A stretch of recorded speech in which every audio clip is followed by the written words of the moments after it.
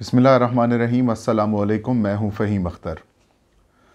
नाज़रीन, आज election commission of Pakistan ने पहली बार जमीयत उलमा इस्लाम यानी कि मौलाना फजलुर रहमान की जो जमात है उनके ख़िलाफ़ एक्शन लिया है। और इलेक्शन कमीशन ऑफ पाकिस्तान में आज पाकिस्तान तहरीक इंसाफ के रहनुमा वफाकी वज़ीर अली अमीन गंडापुर, उनके ख़िलाफ़ ज़ाब्ता अखलाक की ख़िलाफ़ वर्जी के हवाले से जो केस चल रहा है, जिसके ऊपर इलेक्शन कमीशन ने बड़ा सख्त फ़ैसला करने का माइंड बनाया हुआ है, उस पर समाअत हुई और अली अमीन गंडापुर ख़ुद पेश हुए इलेक्शन कमीशन के सामने और जिरह हुई। उसका अहवाल आपको बताएंगे और फ़ैसला महफूज कर लिया गया और उनके मुस्तकबिल का फ़ैसला और उनके भाई के मुस्तकबिल का फ़ैसला 7 फरवरी 2022 को होगा।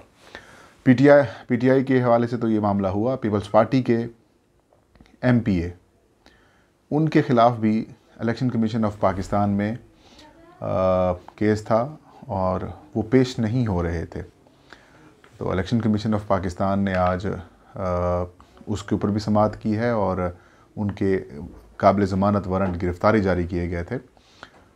उस हवाले से भी ये फ़ैसला ये हुआ है कि 7 फरवरी को जिरह होगी उनके केस के ऊपर। दोनों तीनों मामलात के ऊपर आज आपके साथ मामला शेयर होंगे।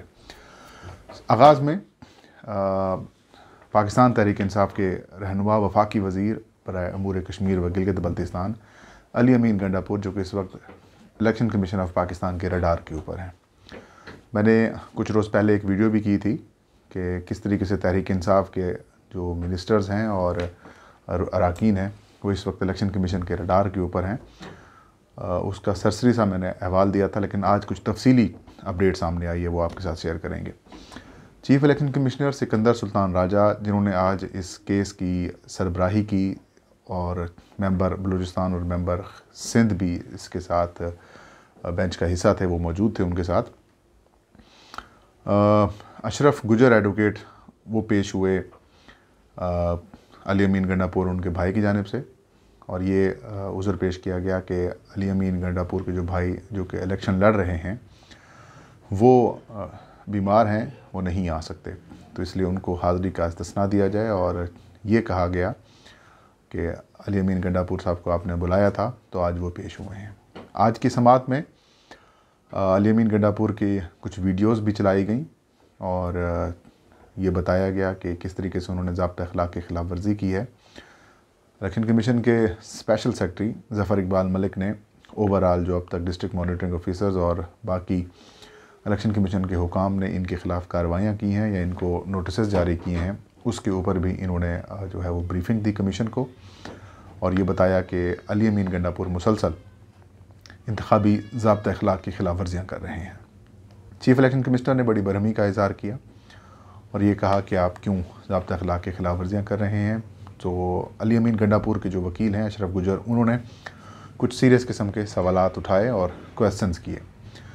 उन्होंने पहले तो इलेक्शन कमीशन की जो मुबैना जो जानिबदारी है उसके ऊपर क्वेश्चन उठाया और ये कहा कि इलेक्शन कमीशन सिर्फ हुक्मरान जमात को टारगेट कर रहा है या फिर ऐसा तासुर सामने आ रहा है कि PTI ही टारगेट है, JUI या फिर बाकी जो उम्मीदवार हैं उन जमातों के, उनको नज़रअंदाज किया जा रहा है, उनके ख़िलाफ़ कार्रवाई नहीं की जा रही, उनको नोटिस जारी नहीं किए जा रहे और ऐसा महसूस होता है कि एक तरफ़ा एहतसाब का अमल जारी है। उन्होंने हवाला दिया कि मौलाना फजलुर रहमान जो कि रैली और जलसा करने जा रहे हैं और इंतखाबी ज़ाब्ता अखलाक के मुताबिक ना बड़े बड़े बोर्ड्स लगाए जा सकते हैं और ना ही रैलियाँ और जलसे किए जा सकते हैं, लेकिन उनकी जमात को कोई नहीं रोक रहा, लेकिन तहरीक इंसाफ के जो उम्मीदवार हैं उनको भी और जो मिनिस्टर्स हैं उनको भी इस तरीके से बुलाया जाता है। उन्होंने कहा कि इलेक्शन कमीशन ऑफ पाकिस्तान अपनी गैर जानिबदारी भी ज़ाहिर करे और ये काम ना करे जिससे ये तासुर मिले कि सिर्फ एक तरफ़ा एहतसाब किया जा रहा है। चीफ़ इलेक्शन कमिश्नर ने बरहमी का इज़हार किया। चीफ़ इलेक्शन कमिश्नर ने कहा कि आपको अगर ऐसा लगता है कि किसी और जमात के ख़िलाफ़ कार्रवाई नहीं हो रही तो आप दरख्वास्त दें, हम आपको तमाम तर तफसीलात फ़राहम कर देंगे।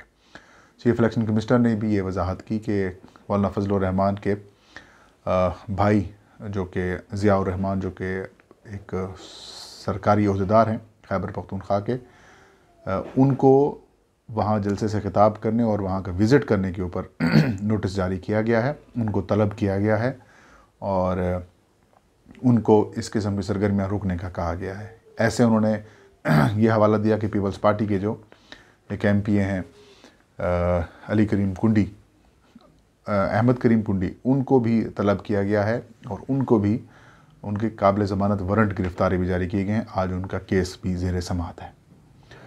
बाद में अशरफ गुजर जो कि अल-अमीन के वकील थे, उन्होंने दरख्वास्त गुज़ार के ऊपर सवालात उठाए और ये कहा कि जो दरख्वास्त गुज़ार हैं कामरान मुर्तज़ा सेनेटर हैं, बलूचिस्तान से इनका ताल्लुक़ है, क्या ये JUI की तरफ से दरख्वास्त गुज़ार हैं या फिर उन्होंने ख़ुद से दरख्वास्त दी है। उन्होंने कहा अगर JUI की बतौर जमात उन्होंने ये दरख्वास्त दी है तो फिर हमें वो रेजोल्यूशन पेश करें, वो बताएं जहाँ पे जमात ने इनको ये एम्पावरमेंट दी है, वो फिर पेश करें।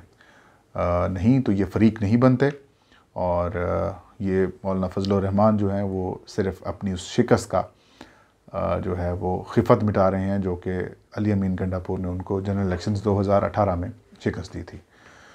उन्होंने इस्तदा की कि दरख्वास्त को ख़ारिज किया जाए और ये यकीन दहानी कराते हैं। उन्होंने कहा कि हम के आइंदा किसी किस्म की खिलाफ वर्जी नहीं होगी, ज़ाब्ता अखलाक की पासदारी की जाएगी, लेकिन इस शर्त के ऊपर कि इलेक्शन कमीशन दीगर सियासी जमातों से भी ज़ाब्ता अखलाक की जो है वो पासदारी यकीनी बनाए।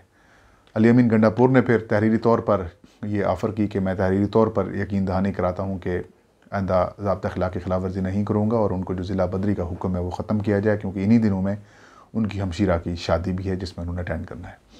इलेक्शन कमीशन ऑफ पाकिस्तान ने इस केस का फ़ैसला महफूज किया। पहले ये बताया गया कि कुछ देर बाद सुनाया जाएगा, लेकिन बाद में ये बताया गया कि इलेक्शन कमीशन इस केस को 7 फरवरी 2021 को इस केस का फ़ैसला सुनाएगी। अब आते हैं नाज़रीन दूसरी खबर के ऊपर, जो कि जमीयत उलमा इस्लाम यानी कि मौलाना फजल रहमान साहब की जो जमात है उनके ख़िलाफ़ इलेक्शन कमीशन ऑफ पाकिस्तान ने एक्शन लिया है।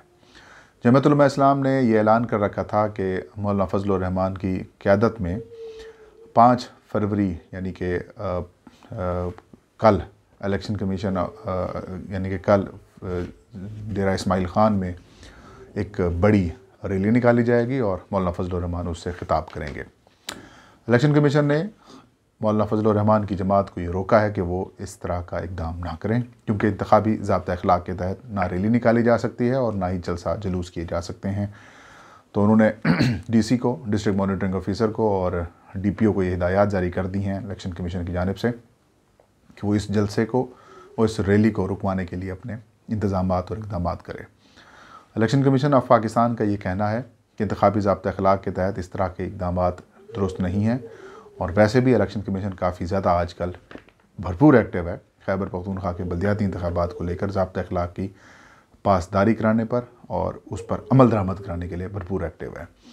मौलाना फजल रहमान की जमात का अभी तक प्लान यही है कि मौलाना कल जाएंगे और ज़ाहिर मौलाना फजल रहमान के ऊपर एज सच किसी MNA MPA या फिर अगर कोई पब्लिक अवामी ओहदा रखने वाला कोई शख्स है उसके ऊपर इतलाक़ इसलिए नहीं होता कि मौलाना फजल रहमान किसी भी असम्बली का या फिर सेनेट का वो हिस्सा नहीं है। अलबत्ता वो पार्टी सरबराह हैं, तो पार्टी सरबराह हैं, नॉन इलेक्टेड हैं, तो कहीं भी जा सकते हैं। लेकिन कमीशन ने कहा है कि आप रैली और जलसा नहीं कर सकते, बाकी आप वहाँ पर कैंपेन कर सकते हैं और आप इंटर हो सकते हैं। पीपल्स पार्टी के MPA अहमद करीम कुंडी को कल इलेक्शन कमीशन ने बेलेबल वारंट गिरफ्तारी जारी किए थे और DPO डेरा इस्माइल ख़ान को ये हुक्म दिया था कि इन साहब को, इन MPA को ये मुसलसल इलेक्शन कमीशन में पेश नहीं हो रहे, इनको गिरफ़्तार करके इलेक्शन कमीशन के सामने पेश करें। आज अहमद करीम कुंडी इलेक्शन कमीशन के सामने पेश हुए हैं और उन्होंने इल्ज़ामात की नफ़ी की है। इलेक्शन कमीशन ने उनसे तहरीरी तौर पर जवाब मांगा है और ये कहा है कि 7 फरवरी 2022 को इस मामले के ऊपर आपका जवाब भी जमा होगा और उस दिन ही दलाइल के लिए जाएंगे। तो इलेक्शन कमीशन ने केस की समाअत जो है वो 7 फरवरी तक मुलतवी कर दी है। तो नाज़रीन, ये थी आज की वीडियो। इंशाल्लाह नेक्स्ट वीडियो में नई खबर नए शो के साथ फ़हीम अख्तर हाज़िर होगा। तब तक मुझे इजाज़त दीजिए। अपना और अपने चाहने वालों का बहुत सारा ख्याल रखें। अल्लाह हम सबका हामी नासिर हो।